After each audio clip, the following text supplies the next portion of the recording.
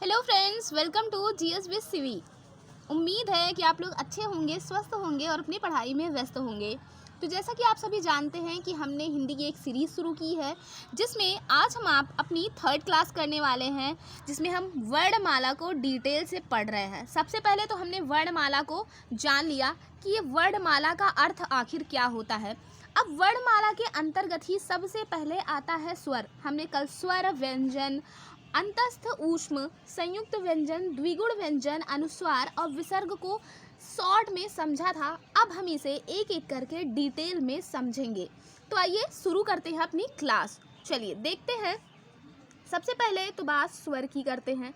स्वर क्या होता है? स्वर वे वर्ण होते हैं कि जिनके उच्चारण के लिए दूसरे वर्णों की सहायता नहीं होती है। क्या कहलाते हैं? स्वर कहलाते हैं। यानी कि स्वर का जब आप उच्चारण करेंगे तो आपको दूसरे वर्णों की आवश्यकता नहीं पड़ेगी। जैसे हम आ का जब उच्चारण करते हैं तो अ में किसी अन्य वर्ण की आवश्यकता नहीं पड़ रही है। वहीं अगर हम क का उच्चारण करते हैं तो क प्लस आ हो जाता है। ठीक है, क प्लस आ हो जाता है। ठीक, तो इस व्यंजन के उच्चारण के लिए हमें स्वर की सहायता पड़ती है, पर स्वर के उच्चारण के लिए किसी भी वर्ण की आवश्यकता नहीं पड़ती है। जिस भी वर्ण के उच्चारण के लिए किसी भी वर्ण की जरूरत ना पड़े, जो स्वतंत्र हो, वही स्वर है। ठीक है, स्वर का मतलब स्वतंत्र, जो स्वतंत्र हो, जिसे किसी अन्य की सहायता की आवश्यकता ना पड़े बोलने के लिए, उच्चारण के लिए, वो क्या कहलाता है? वो स्वर कहलाता है। इसकी संख्या कितनी होती है? तो जो स्वर होते हैं, स्वरों की संख्या 11 होती है। ठीक है, स्वरों की संख्या कितनी होती है? 11 होती है। अब देखिए, स्वर के कुछ प्रकार भी होते हैं। कौन कौन सी होती है? सबसे पहले हम देख लेते हैं स्वरों के जो प्रकार होते हैं। पहला तो दीर्घ स्वर। पहला कौन सा होता है? दीर्घ स्वर होते हैं। ठीक, दूसरे कौन से होते हैं? दूसरे होते हैं लघु, या जिसे हम ह्रस्व स्वर भी कहते हैं। क्या कहते हैं? ह्रस्व भी कहते हैं। तीसरे कौन से होते हैं? तीसरे होते हैं प्लुत। प्लुत, ठीक है, प्लुत स्वर होते हैं। अब हम देखते हैं कि लघु में दीर्घ स्वर में कौन कौन से आते हैं, लघु स्वर में कौन कौन से आते हैं और प्लुत स्वर में कौन से आते हैं। ये तीनों ही स्वर के प्रकार है। तीनों ही क्या है? स्वर के प्रकार है। हमने कहा था ना कि डिटेल में पढ़ेंगे, एक भी पॉइंट को नहीं छोड़ेंगे, सारी चीज़ों को कवर करेंगे। दीर्घ स्वर में कौन कौन से होते हैं? जैसे जिसे हम बड़ा कहते हैं। बड़ा, दीर्घ का मतलब ही बड़ा होता है। तो जो बड़ा होगा, यानी कि बड़ा आ, बड़ी ई, बड़ा ऊ, ठीक है, ये किस में आते हैं? ये दीर्घ स्वर में आते हैं। इसी के साथ साथ ए, आए, ओ और औ को भी हम किस में रखते हैं? औ को भी हम रखते हैं दीर्घ स्वर में। दीर्घ स्वर को द्विमात्रिक भी कहते हैं। तो अगर कहीं आपको द्विमात्रिक लिखा हुआ मिल जाए, बिल्कुल भी कंफ्यूज नहीं होना है। द्विमात्रिक का मतलब क्या होता है? दीर्घ स्वर। लघु स्वर में कौन कौन से आते हैं? तो जो लघु स्वर होता है, इसमें छोटा आ है ना। लघु का मतलब क्या होता है? छोटा। तो जिसके आगे हम छोटा लगा करके बोलते हैं, वो किस में आते हैं? वो लघु स्वर में आते हैं। अ, छोटी ई, छोटा ऊ। अब समस्या बनती है कि री को किस में हम रखेंगे? तो जो री होता है, ठीक है, री से ऋषि, इसे भी हम लघु स्वर के अंतर्गत रखते हैं। ह्रस्व भी कहते हैं और इसे हम एक मात्रिक भी कहते हैं। अच्छा, एक मात्रिक और द्विमात्रिक में आपको कन्फ्यूज़न ना हो, इसलिए मैं बता देना चाहती हूँ कि जो द्विमात्रिक होता है, यानी कि जिसमें 2 मात्रा का समय लगता है, वो द्विमात्रिक कहलाता है। और जिसके उच्चारण में 1 मात्रा का समय लगता है, वो लघु या ह्रस्व कहलाता है, या एक मात्रिक स्वर कहलाता है। जैसे आप जब अ का उच्चारण करेंगे, छोटा आ, यानी कि एक मात्रिक अ का उच्चारण करेंगे तो इस तरह से बोलेंगे कि अ, है ना। लेकिन जब आप द्विमात्रिक स्वर का उच्चारण करेंगे, बड़ा आ का, तो आप इस तरह से बोलेंगे आ, यानी कि 2 मात्रा का समय लगा इसमें। तो ये जो बड़ा आ, बड़ी ई, बड़ा ऊ, ए, ओ, औ हैं, ये द्विमात्रिक हैं। जबकि अ, ई, ऊ, री, ये क्या है? लघु, ह्रस्व, या इन्हें हम एक मात्रिक भी कहते हैं। अब प्लुत में क्या आते हैं? आप तो कहेंगे सारे इसी में ख़त्म हो गए। तो प्लुत में क्या आते हैं? जैसे जब हम ओम लिखते हैं, ठीक है, ओम लिखते हैं, तो ओम के बीच में कुछ ऊ की तरह इस तरह से एक चिन्ह बनता है, प्रतीक बनता है, सॉरी इसको नहीं, ऊ की तरह नहीं, ये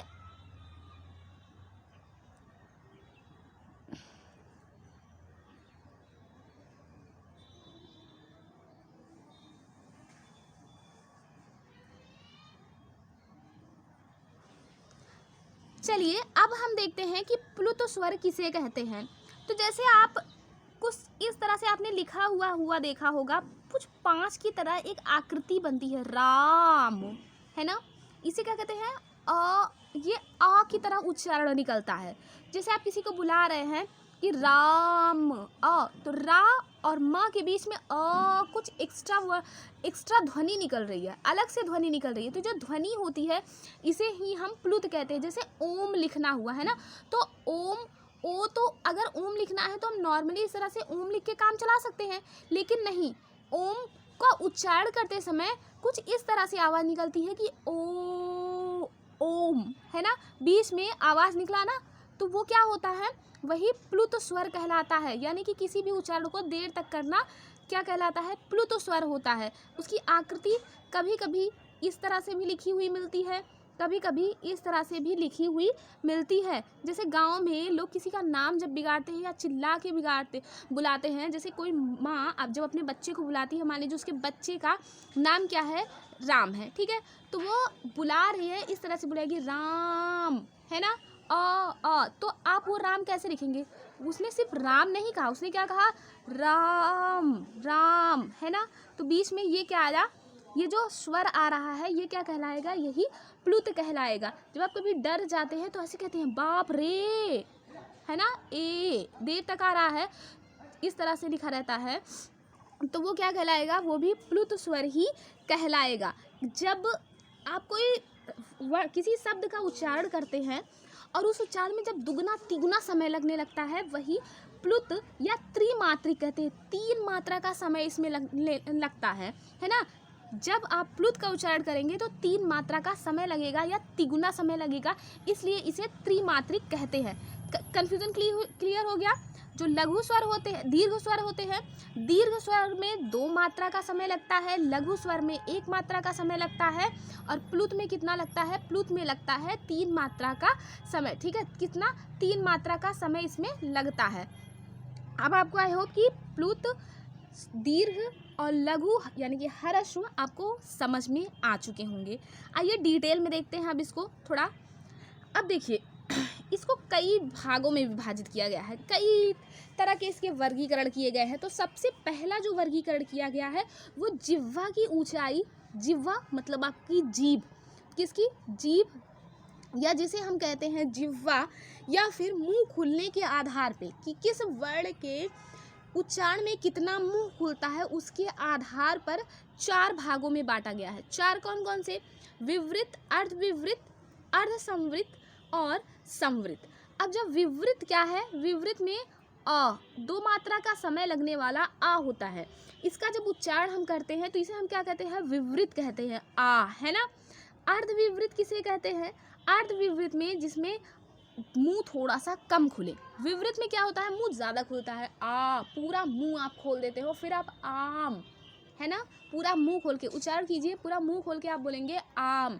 लेकिन जब आप अर्धविवृत वाले वर्डों का उच्चारण करते हैं, तो जैसे अनार, अनार, है ना, इसका उच्चारण जब करेंगे तो अनार, इसमें जितना मुंह खुलेगा उससे आधा इसमें मुंह खुलेगा, इसलिए इसे अर्धविवृत कहते हैं। ए, आओ, और ओ और आओ, है ना। अब जैसे मान लीजिए एक इस तरह से भी कुछ सिंबल बना हुआ रहता है, जिसको हम मान लीजिए ऑल आपको लिखना है, ऑल लिखना है, तो आप इस तरह से चंद्र लिखा बना रहता है, लेकिन इस चंद्र में बिंदु नहीं होता है। तो ये जो ऑल, ऑल करने के लिए क्या होगा, आपका पूरा मुंह नहीं खोलेंगे, आप आधा ही मुंह खोलेंगे। तो जब भी आप आधा मुंह खोल के उच्चारण करते हैं तो क्या कहलाता है, अर्धविवृत। तो बड़ा आ जो है वो विवृत स्वर है। अर्धविवृत स्वर में कौन कौन से आते हैं, छोटा आ, ए, ओ, आता है ना। नेक्स्ट देखते हैं अर्धसंवृत।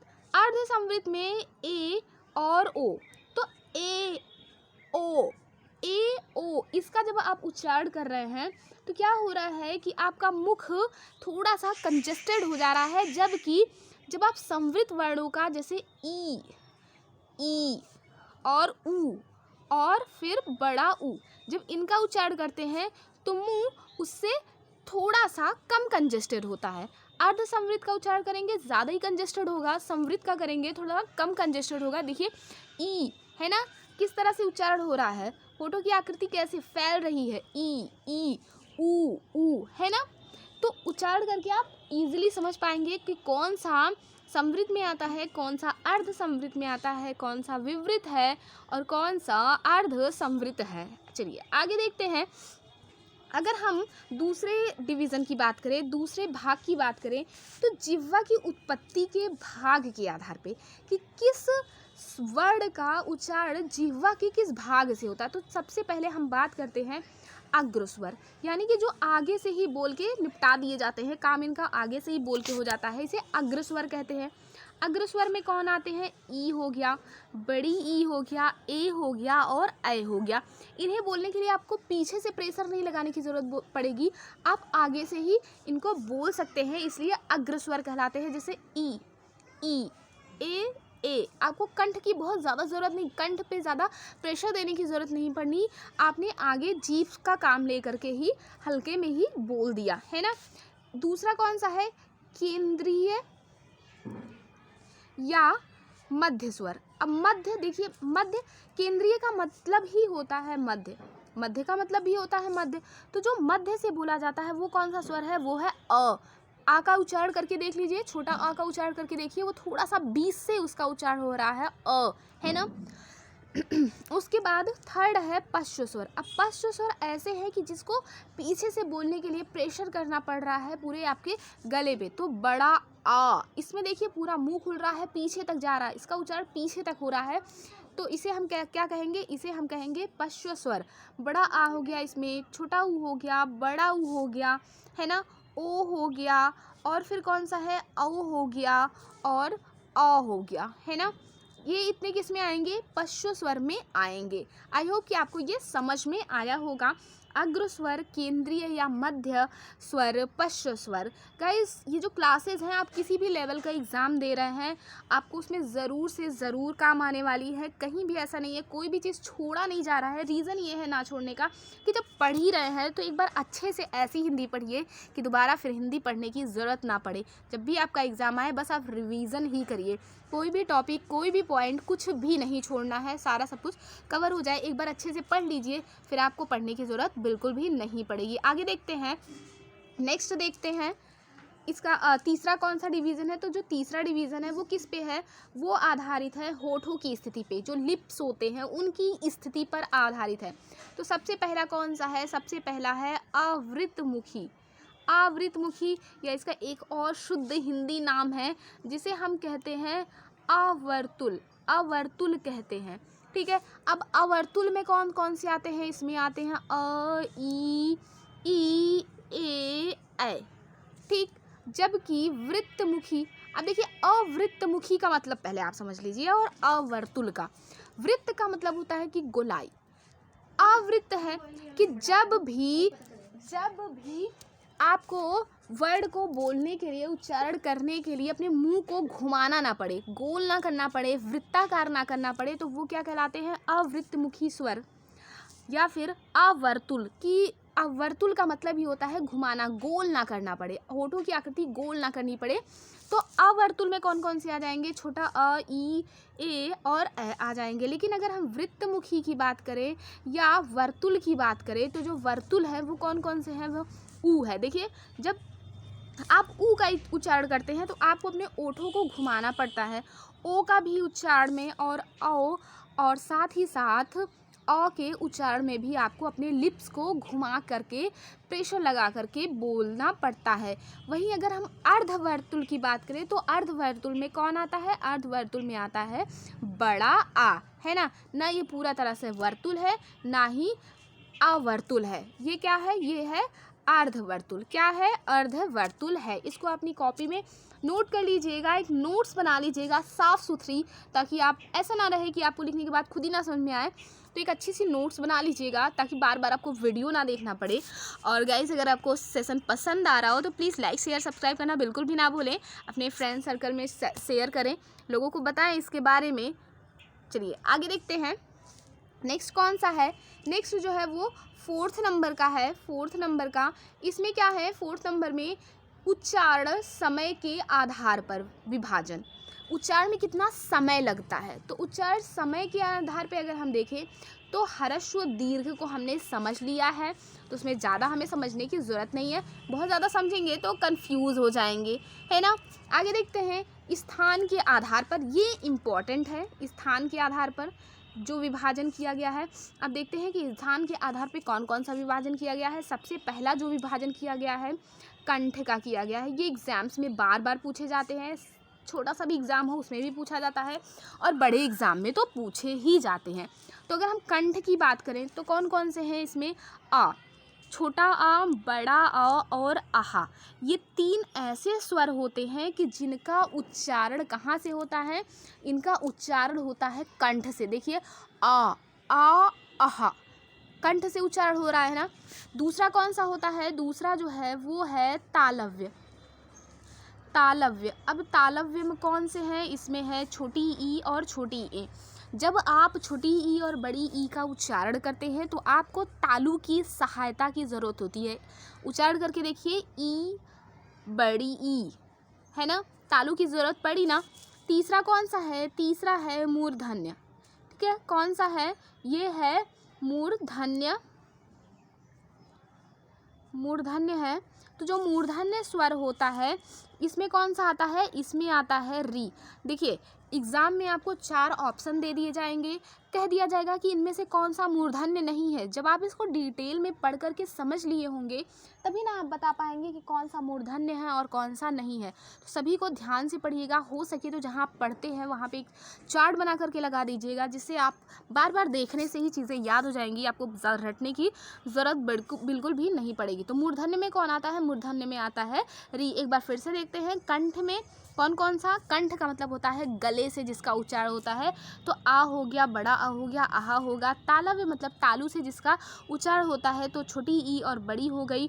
मूर्धन्य मतलब कि जिसके उच्चारण के समय थोड़ा सा कंपन हो तो उसे हम क्या कहते हैं? मूर्धन्य कहते हैं। तो कौन सा आता है? री। री जब आप बोलते हैं तो हल्का सा कंपन होता है ना, री री देख लीजिए, कंपन हो रहा है, तो उसे हम मूर्धन्य के अंतर्गत रखेंगे। अगला देखते हैं नेक्स्ट कौन सा है। अगला है ओष्ठ। ओष्ठ का मतलब होता है होठ। तो जब आप ओठों से किस किस वर्ड का उच्चारण करते हैं? छोटा ऊ और बड़ा ऊ का उच्चारण करते हैं। नेक्स्ट कौन सा है? नेक्स्ट है निरानुनासिक। निरानुनासिक।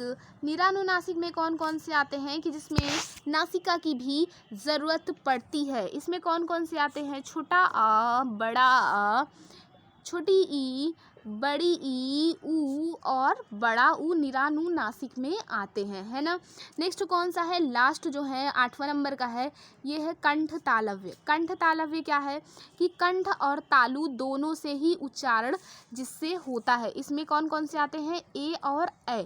ए और ऐ के उच्चारण में कंठ और तालु दोनों के सहयोग की आवश्यकता होती है। एक लास्ट और बचा है, कौन सा है? ये है कंठ ओष्ठ है। ठीक है, कंठ ओष्ठ यानी कि जिसके उच्चारण में आपको कंठ और ओठ दोनों की आवश्यकता पड़े, वो कौन सा है? वो है ओ और औ। इन ध्वनियों का जन्म कंठ और ओठों दोनों के ही सहयोग से होता है। गाइस, जितना भी स्वर में जो भी था डिटेल में मैंने आपको पढ़ा दिया है। मुझे नहीं लगता है कि इसमें ऐसी कोई चीज़ है जो छूट रही है। फिर भी अगर छूट रही है तो आप कमेंट बॉक्स में ज़रूर लिखिएगा। अगर आप अपनी तैयारी को बेस्ट बनाना चाहते हैं तो क्लास देखने के बाद आप प्रैक्टिस सेशन ज़रूर कीजिएगा। आप इसकी प्रैक्टिस करिएगा, जिससे कि आपकी जो तैयारी है वो और भी ज़्यादा मजबूत हो जाएगी। तो नेक्स्ट जो हमारा वीडियो होगा उसमें हम व्यंजन को डिटेल में पढ़ेंगे। अगर इसमें कुछ भी छूटा होगा, आपको लग रहा है कहीं कोई चीज़ समझ में नहीं आई है, तो आप कमेंट बॉक्स में लिख करके ज़रूर पूछ लीजिएगा, आपको रिप्लाई ज़रूर मिलेगा। तब तक के लिए आप लोग हंसते रहिए, मुस्कुराते रहिए, खुश रहिए। Bye bye, take care.